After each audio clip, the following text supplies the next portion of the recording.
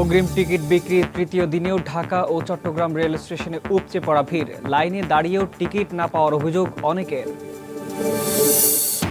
সরকারের দুর্নীতি ঢাকতে বেগম জিয়াকে নিয়ে কুৎসা রটানো হচ্ছে, অভিযোগ বিএনপির।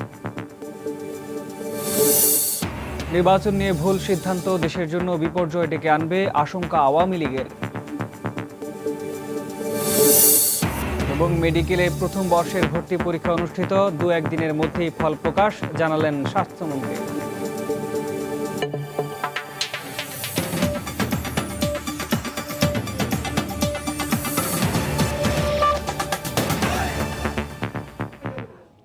সময় সংবাদে সঙ্গে আছি আমি শাহাদাত হোসেন।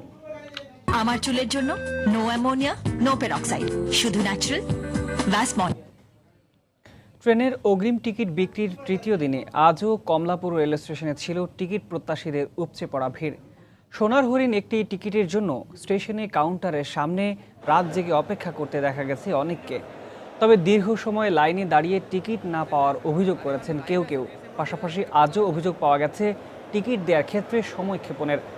অন্যদিকে কাঙ্ক্ষিত টিকিট পেয়ে উচ্ছ্বাস প্রকাশ করেছেন অনেকেই। তবে স্টেশন কর্তৃপক্ষ টিকিট প্রত্যাশীদের সব অভিযোগ অস্বীকার করে বলেছেন, নিয়ম অনুযায়ী টিকিট দেয়া হয়েছে। আজ দেয়া হয় 13ই অক্টোবরের টিকিট।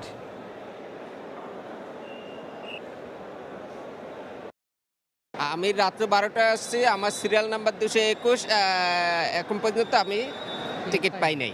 বিশাল একটা লাইন দেখতেছি এবং তাদেরকে বলছে যে আমরা টিকিট কখন পাবো, এরও কোনো সম্ভাবনা বলতেছে না। বলতেছে যে আপনারা পাইলে পেতেও পারেন, নাও পেতে পারেন।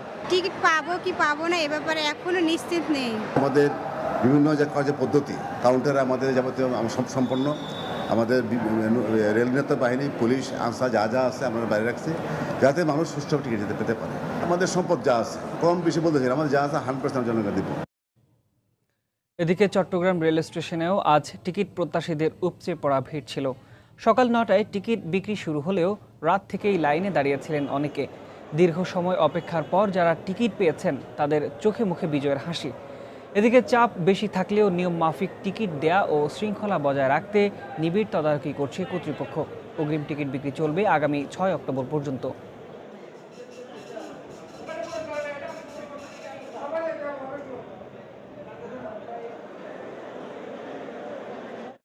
গতকাল রাত 8টা থেকে এখানে দাঁড়িয়ে আছি।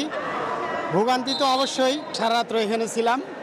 আমি সিলেট যাব, টিকিট পাইছি, আমি অনেক আনন্দিত। জিআরপি সদস্যগণ নিয়োজিত আছেন এবং গোয়েন্দা নজরদারিও আছে যাতে কোনো টিকিট কালোবাজারি না হয়।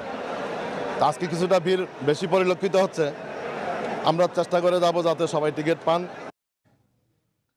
সরকারের দুর্নীতি এবং অত্যাচার ঢাকতে বিরোধী দলীয় নেতাকে নিয়ে কুৎসা রটানো হচ্ছে বলে অভিযোগ করেছে বিএনপি। সকালে নয়াপল্টনে দলের কেন্দ্রীয় কার্যালয়ে সংবাদ সম্মেলনে বক্তব্য রাখেন যুগ্ম মহাসচিব রুহুল কবির রিজভী।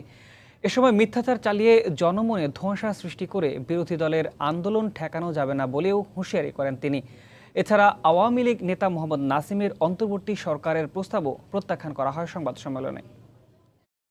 নিজেদের সীমাহীন অপকীর্তি, ব্যর্থতা ও দুঃশাসনকে আচ্ছাদিত করার জন্য প্রধানমন্ত্রী দেশনেত্রী বেগম খালেদা জিয়ার বিরুদ্ধে মিথ্যাচারের ঢাকবাদ্য বাজিয়ে নোংরা চাতুরীর আশ্রয় নিয়েছেন। প্রধানমন্ত্রী গত বুধবারে ঈশ্বরদীতে যে ন্যাক্কারজনক বক্তব্য রেখেছেন দেশনেত্রী বেগম খালেদা জিয়ার বিরুদ্ধে, তিনি গণভবনে যে বক্তব্য রেখেছেন এবং নাসিম সাহেব যে দম্ভক্তি করছেন, বাংলাদেশ জাতীয়তাবাদী দল এই সমস্ত দম্ভক্তির তীব্র নিন্দা, প্রতিবাদ এবং তাদের সকল বক্তব্য ধিক্কার জানাচ্ছে। এদিকে আওয়ামী লীগের সভাপতিমণ্ডলীর সদস্য মোহাম্মদ নাসিম মন্তব্য করেছেন, আগামী জাতীয় নির্বাচনের ব্যাপারে সিদ্ধান্ত নিতে ভুল হলে বাংলাদেশের জন্য বিপর্যয় অপেক্ষা করছে।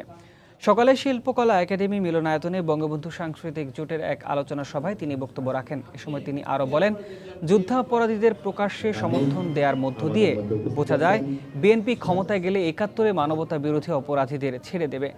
এছাড়া বরগুনা 2 আসন ও ময়মনসিংহের তারাকান্দা উপজেলা নির্বাচনে আওয়ামী লীগের বিপুল ভোটে বিজয়ের ধারাবাহিকতা বজায় রাখার আহ্বান জানান তিনি।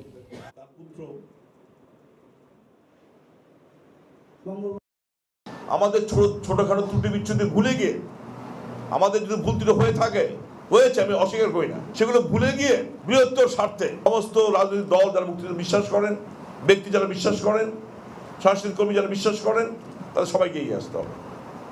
কারণ ওই নির্বাচনে যদি ভুল কোনো সিদ্ধান্ত হয়, ভুল যদি কোনো রায় হয়, ভুল যদি ভোট হয়, তাহলে বাংলাদেশের জন্য বিরাট বিপর্যয় অপেক্ষা করছে, মনে রাখবেন।